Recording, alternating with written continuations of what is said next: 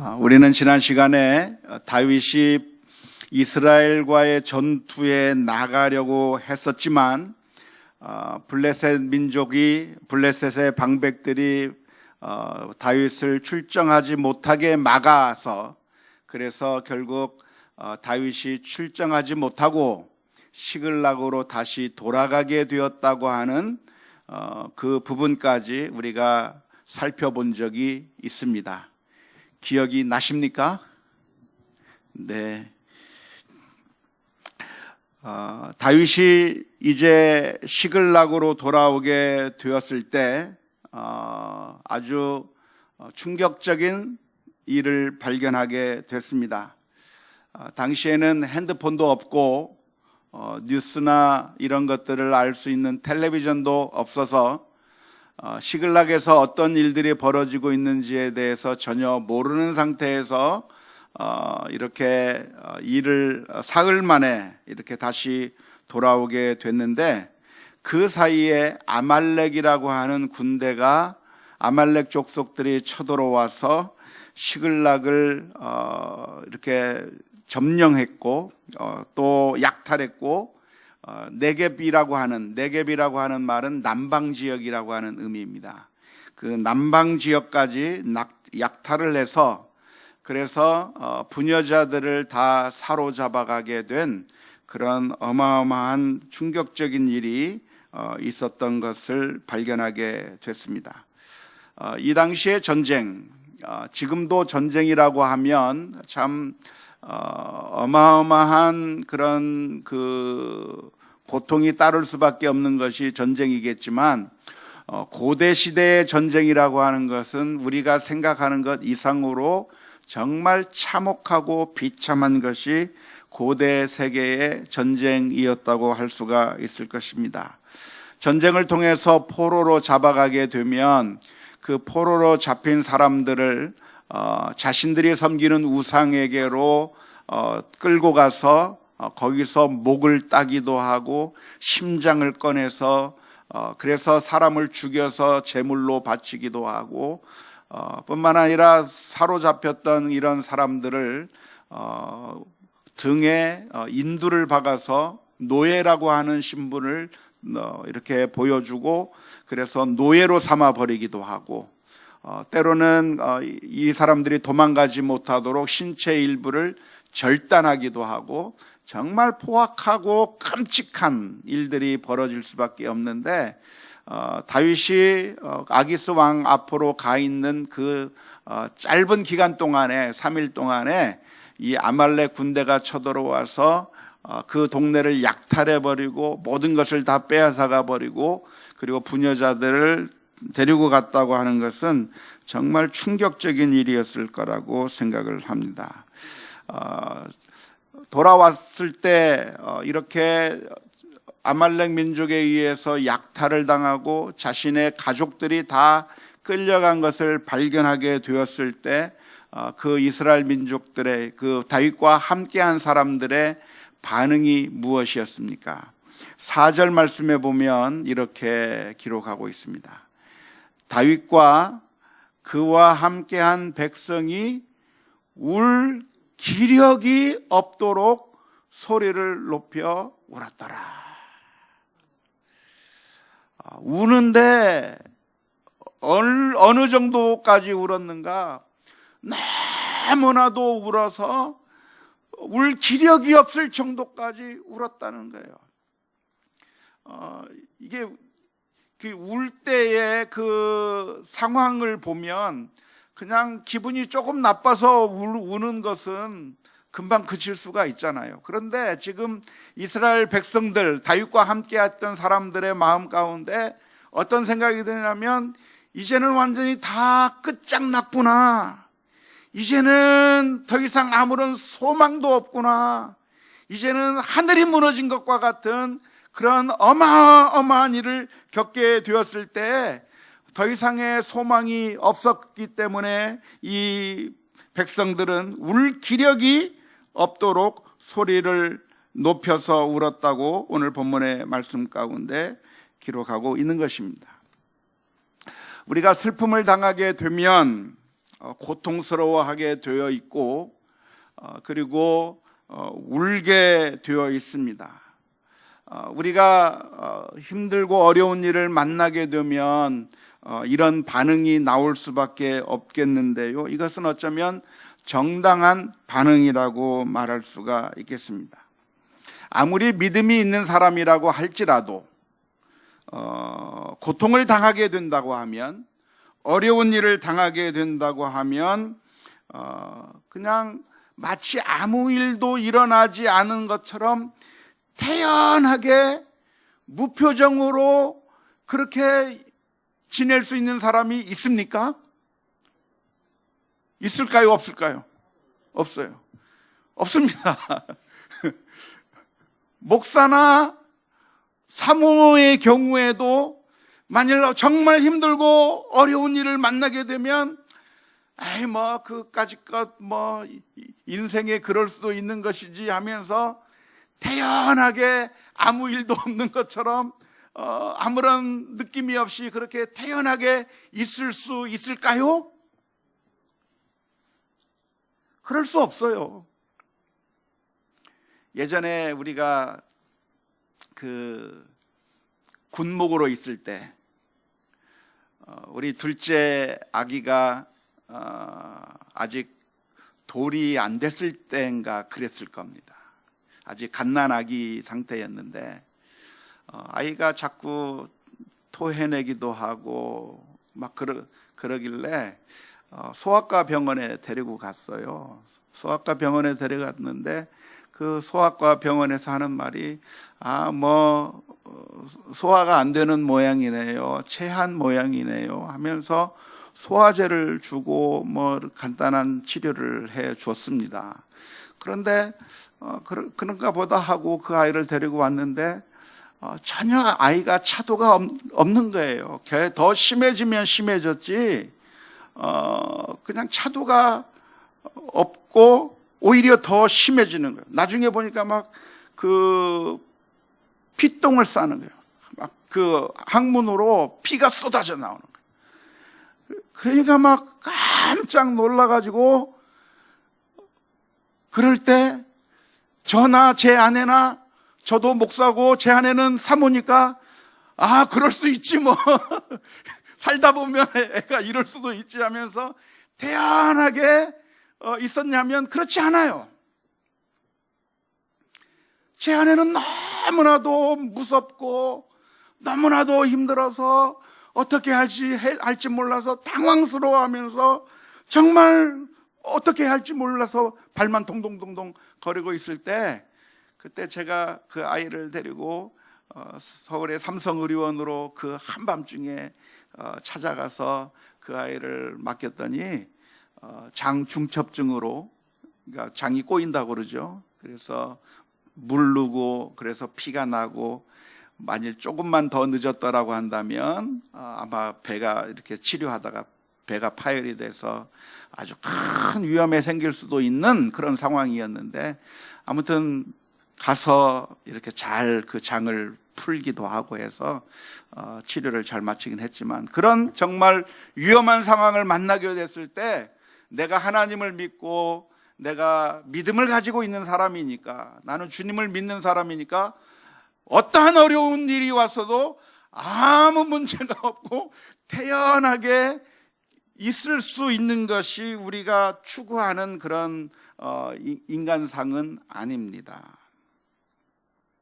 믿음을 가지고 있다고 하는 것은 힘들고 어려운 일이 있다고 할지라도 자기 딸이 납치가 되어서 죽을 것 같은 상황 속에서도 그 상황에서 나는 괜찮아, 알아서 되겠지 하고 무덤덤하게 있어도 괜찮다고 하는 것을 추구하는 것이 아닙니다. 우리가 추구하는 것은 그냥 무감정의, 아무런 감정이 없는 로봇과 같은 그런 사람이 되는 것을, 그것을 믿음이 좋다고 말하는 것은 아니죠.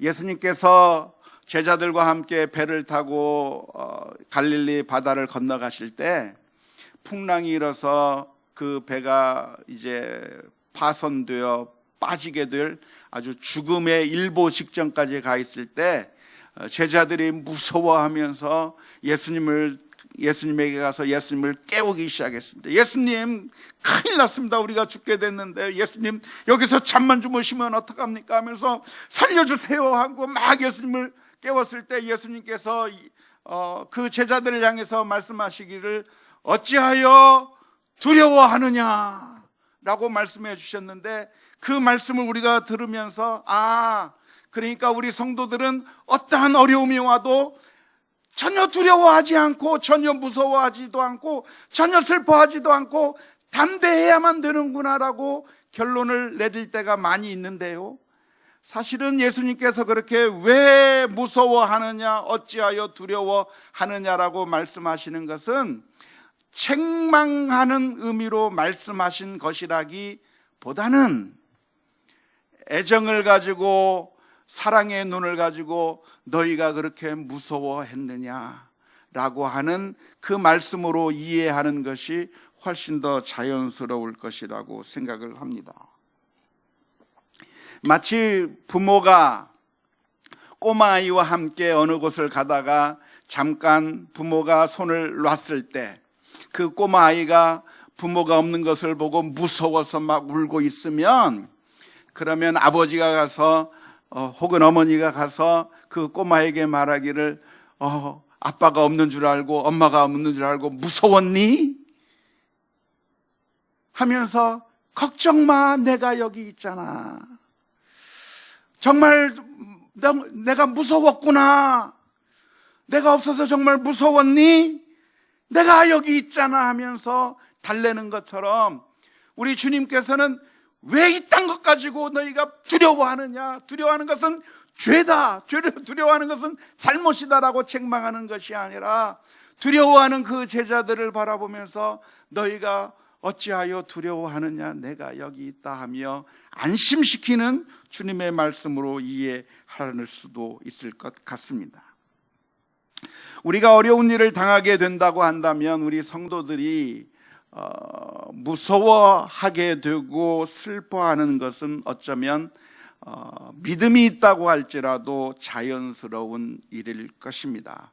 우리 초대교회 성도들도 큰 환난과 핍박이 일어났을 때 무서워하기도 하고 피하기도 하고 숨기도 했는데, 그러한 것은 어쩌면 우리가 가지고 있는 당연한 반응일 것입니다.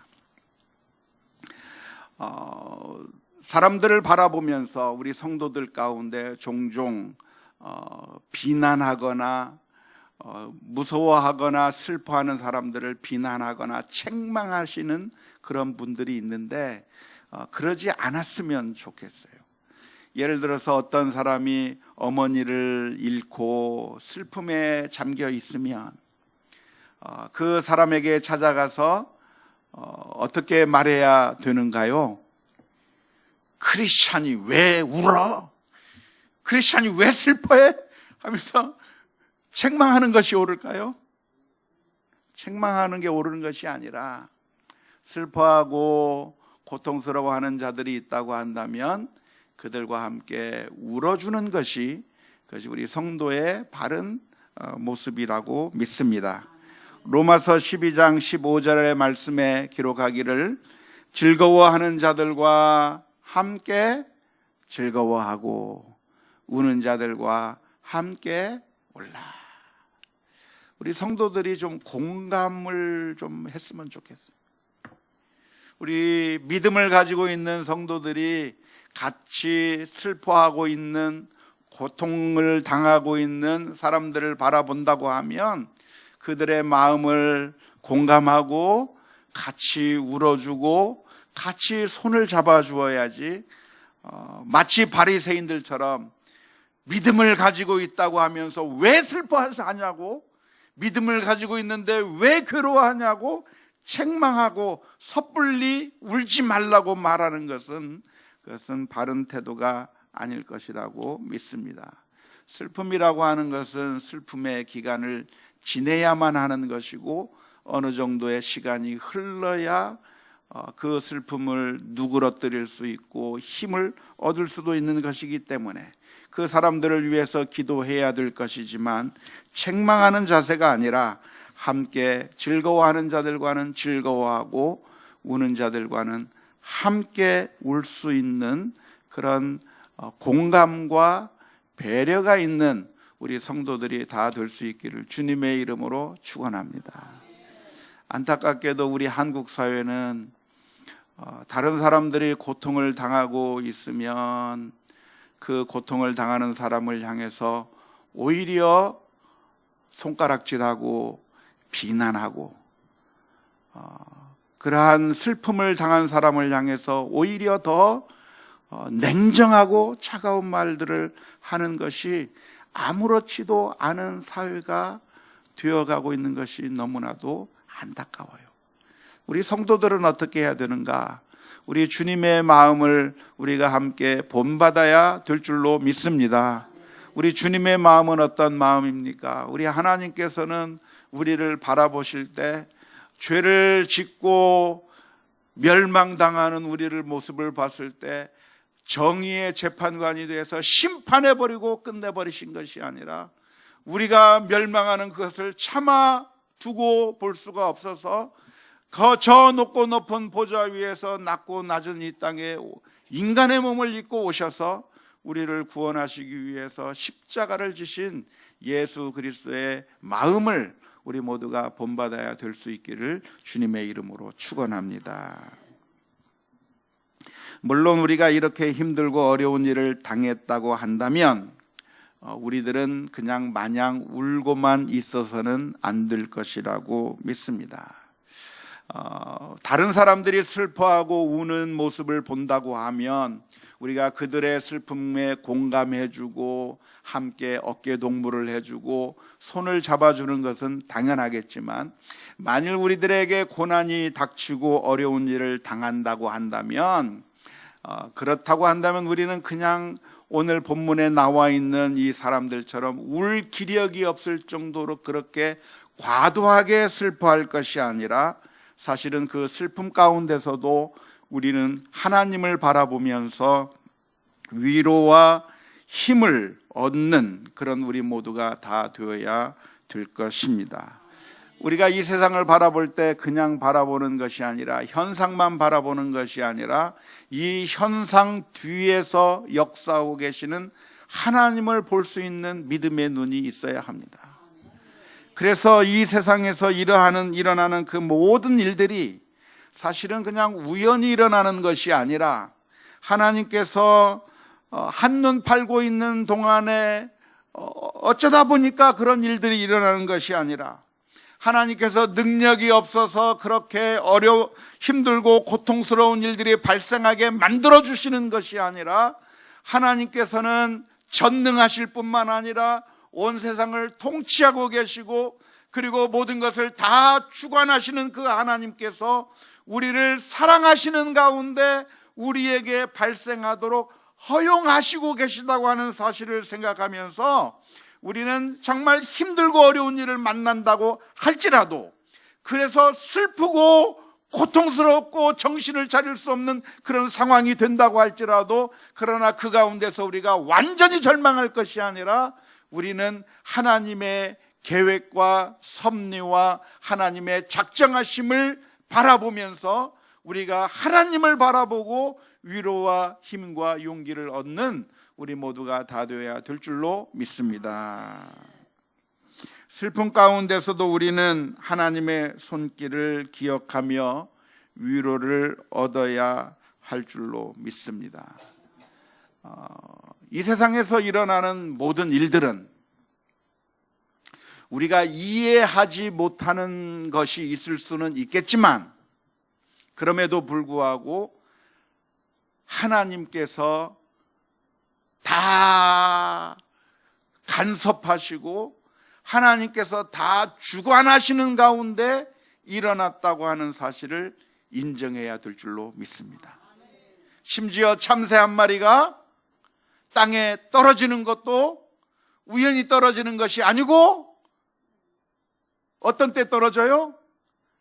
하나님께서 허락하셔야만 떨어진다고 한다면 우리에게 일어나는 힘들고 어려운 일이 그냥 일어나는 것이 아니라 사실은 하나님의 손길 가운데 있는 것이고, 그 손길 가운데 있다고 한다면 그 모든 것이 그냥 결국은 파국으로 치닫게 되는 결과를 가져오는 것이 아니라 그러한 것을 통해서 하나님께서 선하시고 온전하시고 기뻐하시는 하나님의 뜻을 이루기 위한 과정 가운데 하나로 만드시고 계시다고 하는 사실을 우리가 인정하면서 슬픔 가운데서도 담대함을 얻을 수 있는 우리 모두가 다 되어야 될 줄로 믿습니다. 안타까운 것은 다윗과 함께 했던 사람들은 슬퍼하는데 울 기력이 없을 정도까지 울었습니다. 그것은 과도한 슬픔이었고 그것은 옳지 않았을 것입니다. 더 나아가서 이들이 했던 것이 무엇이냐면 다윗을 향해서 돌로 치려고 한 거죠. 왜 다윗을 향해서 돌로 치려고 했을까요? 자신들의 그 가족들이 이렇게 약탈을 당하고 끌려가게 됐는데 왜 아말렉 민족이 끌고 갔는데 왜 다윗을 향해서 돌로 치려고 하는 그 이유가 무엇이죠? 다윗이 아말렉을 시켜서 우리 백성들을 끌고 가라고 뒤에서 사주를 했나요? 그렇지 않았어요. 다윗이 아말렉 민족들을 도와주었나요? 그게 아니에요. 다윗이 알고도 안 막았나요? 그게 아니에요. 도대체 다윗이 잘못한 게 뭐죠?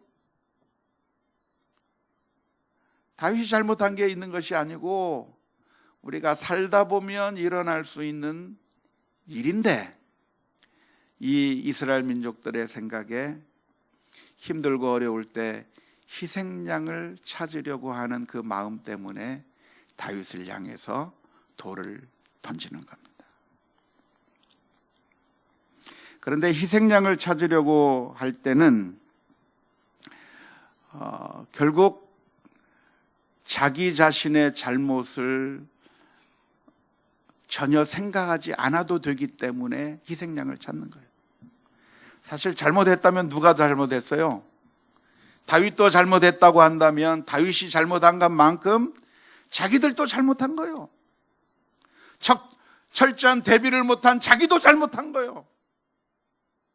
다윗이 잘못이 있다고 한다면 자기들도 잘못이 있는데, 그런데 그 힘들고 어려운 문제를 향해서 이것에 대한 책임을 다윗에게 전가시키는 한 자기가 잘못한 것을 기억지 않아도 되기 때문에 사람들은 다윗을 향해서 돌을 던져 치려고 했던 것을 보게 됩니다.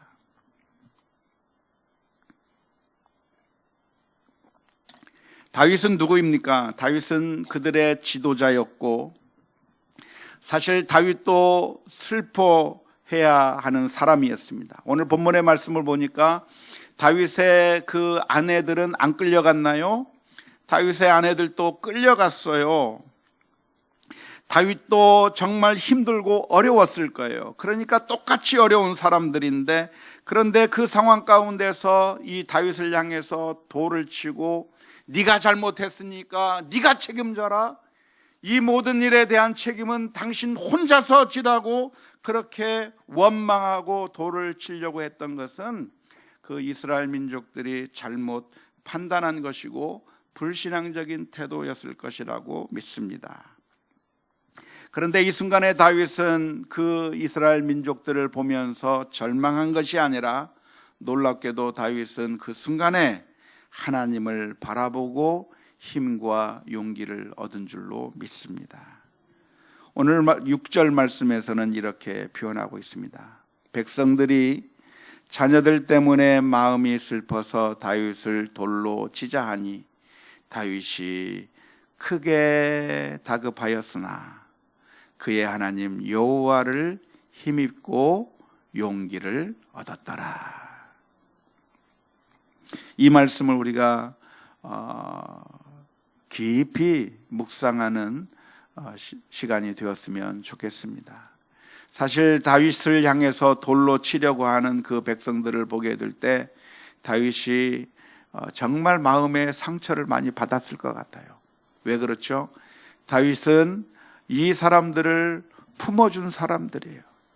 이스라엘 민족 가운데서 정말 억울한 일을 당한 사람, 저 이스라엘에서 살 수가 없어서 도망 나와야만 했었던 사람, 불황자와 같은 사람, 여러 가지 사연과 여러 가지 억울한 일을 가진 사람들이 하나씩 둘씩 다윗에게로 모여들었을 때 다윗이 이 사람들을 다 안아주고 그래서 정착하게 만들어주고 그래서 사람답게 살아갈 수 있도록 도와준 것이 바로 누구냐면 다윗이에요.